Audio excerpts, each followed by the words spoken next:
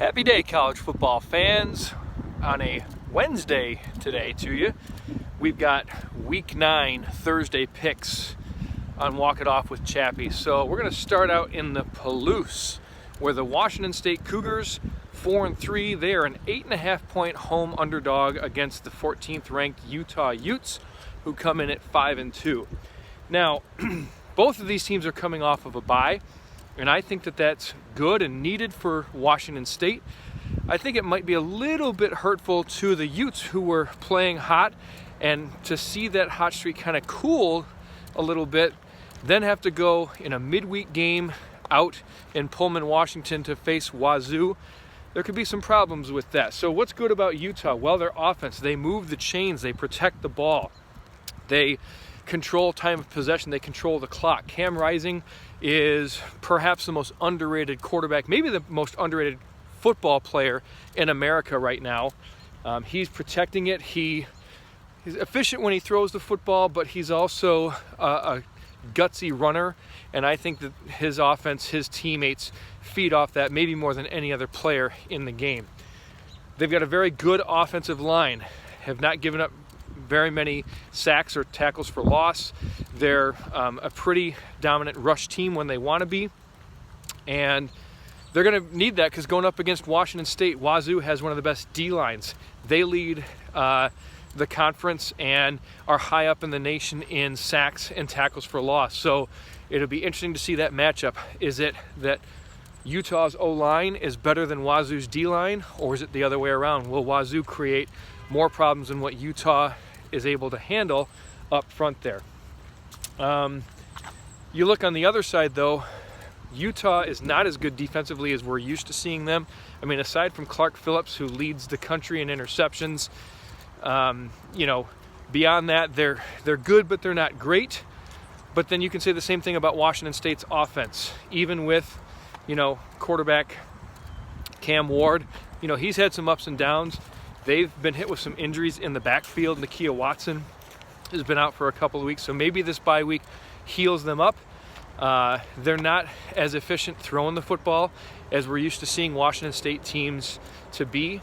So what it's going to boil down to, I think, is the history, and here's what I mean by that.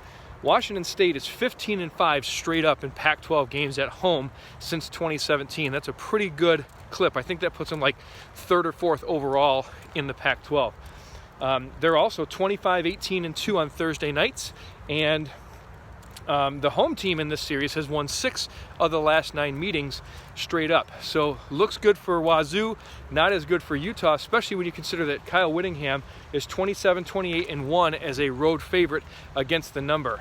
That doesn't make me feel good about Utah spotting Wazoo 8.5. So I'm going to take the Cougs at plus 8.5. I think now it might be down to 7.5. That might be the best number you can get, but I still like this being a closer game than what the people might think.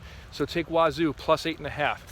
The other 2 games on Thursday night, NC State and Virginia Tech, these are 2 teams that are not dominant right now. And I think because of that, there's not as much intimidation. So NC State's a 13.5-point home favorite, but they don't have Devin Leary. I have not been impressed at all by Jack Chambers and what they're able to do, or not able to do, more likely, with him running the offense.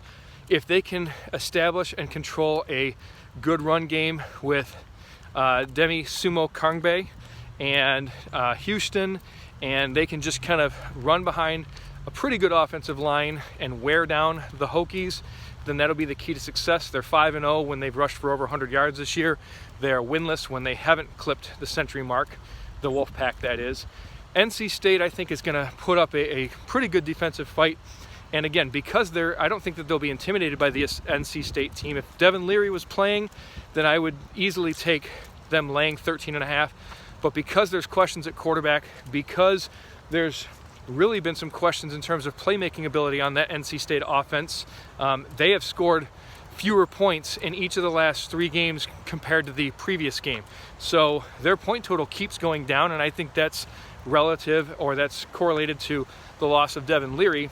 But I would take the Hokies here as a 13.5-point road dog. I feel better about that than I do NC State. I'm not making an official pick, but if you're looking for a lean, I would definitely lean in the way of the Hokies.